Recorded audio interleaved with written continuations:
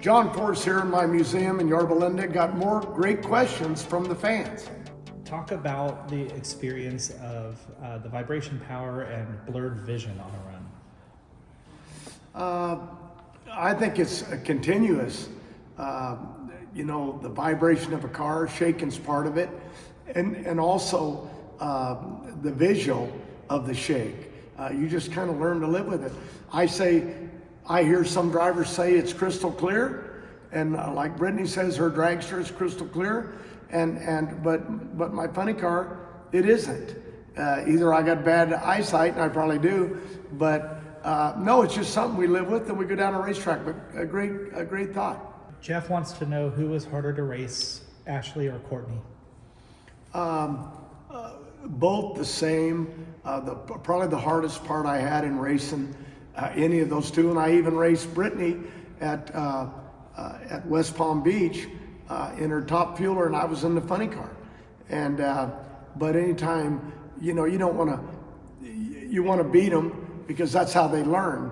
If you let them win, they don't learn nothing.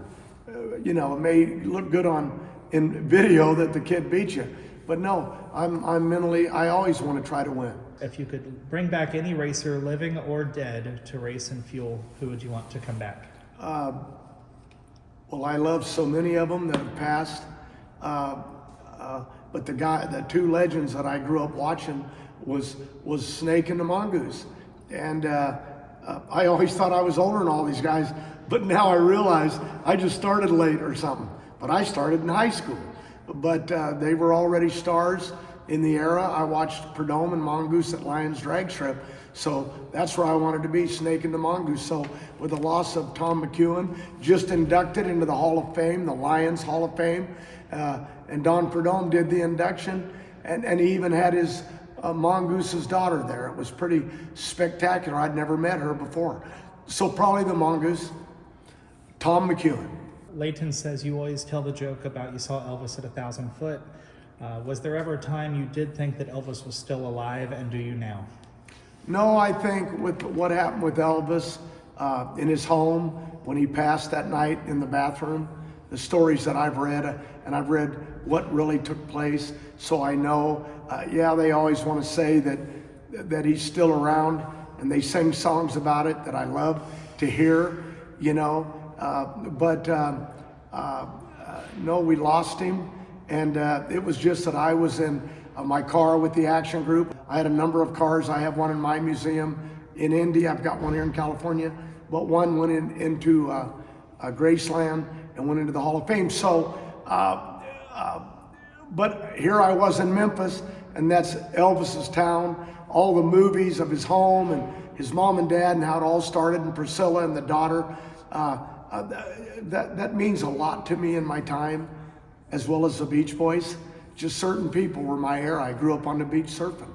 So I didn't grow up on the beach, but we rode every day in summer in our cars from Bell Gardens and Downey down to the beach. So the Elvis deal was, when you're in town for the Elvis thing, you're living it, man. And when I crashed at 1,000 foot, when the guy went to interview me and I was kind of in shock, it was like I saw Elvis at 1,000 foot. I don't know where it comes from, bull stories, as you know from me, but it was just fitting to say I saw Elvis because, I talk a lot about seeing Jesus and God, but I never see him, but I talk to him all the time. So why not talk to Elvis? And I did, because it was all about Elvis that weekend. When I got out of the car, the only thing left was the interview. The car was junk. So, anyway, that's where it came from. Jason would like to know what it's like to be a girl dad. To be a girl dad, I absolutely don't know what that means. A father that only has daughters. Oh no, it's the greatest thing in my life. Yeah, I always wanted sons. It's just kind of a thing. I was a football quarterback. I wanted my kids to play football, and I just thought girls, I'd be, and yet they did everything from dance to cheerleading to singing. Ashley did big shows at the college in Fullerton with Reba McEntire. It was spectacular to see them both on the stage together. And, Courtney doing stuff with the Taylor Swift car that's out in our lobby out here. So a lot of things that really meant a lot to me. I love my kids. Nothing could ever replace them. And now I've got granddaughters and I've got grandsons, 5 of them. So greatest part of my life, the best part of my life now. The kids, they don't want to even be around me. I'm a pain in the butt. But the grandkids, yeah, they love grandma the most, but they like me a little. I live in Chevrolets. I won't drive anything else. I don't even like a rental car if they try to give me something different. And not that there's nothing wrong with them. It's just that my job is to get exposure from my sponsors like Chevrolet. And for Peak, I wouldn't use any other kind of oil. You know what I'm saying? Because it's the best. So why would I change? So nope, I'm in a Chevrolet and I stay in a truck in Indian, California. If you had unlimited money and unlimited time, would you do anything else besides drag racing? No, I don't. I like cars, but I'm not a mechanic. So for me to build cars, that's not something I do. I'd have to hire somebody to do it. I'd like to own a big movie theater. I'd like to own a bigger museum, which is my dream to do. I want to have it in Indy. Pandemic slowed me down because of money. I got hurt in the pandemic, so I'm trying to figure out where I'm going. I like being with my grandchildren. I like to watch the boys play hockey. But I actually talked to one of the crew chiefs that had his daughters. I think all 3 of his daughters drove A Fuel. And I said, if I retire from racing, I talked to him this weekend. And because Autumn's going to be moving up. And Robert will handle all that, and he'll get sponsorships for that. And I'll help if I can. But I thought if Autumn's she's moved up from juniors up to Super Comp, and next will be A Fuel. And I've kind of thought about that. Maybe, I have no desire to go run a top fuel dragster, but I might race an A Fueler because I always loved them with Jerry Darian and all those guys. I might do it just to be able to race against her. I'm not going to quit racing, even if I retire. Somebody named DB, they said, would you ever get back into a bracket car? I was never really did bracket racing, but in the old days, they didn't have all of that back when I was racing at Lions in 66 and 67 with my brother Louie. But I drove Corvettes. There I raced in. I had a 58 Corvette. I had a Henry J with injectors on it. I had a 32 Chevy Coupe with suicide doors on it, with a big motor in it.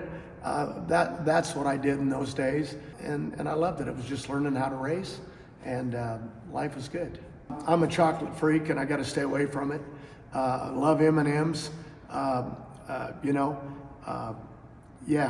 Yeah, I got to watch my weight, so it's a struggle. Courtney brought some chocolate she made over the other day, and she said it's just chocolate toppings on a regular Ritz cracker. But I couldn't stay out of it, just like an addiction. And I've got to watch my weight. I can't go back to where I came from. Michael asks what your favorite muscle era car was. My favorite muscle, I was always a Chevrolet guy. So in my day, it was a 55, 56, 57 Chevy. But then, those some of them had 6 cylinders, some had 265 engines or V8s, 283, and maybe even a 327 if you put it in it.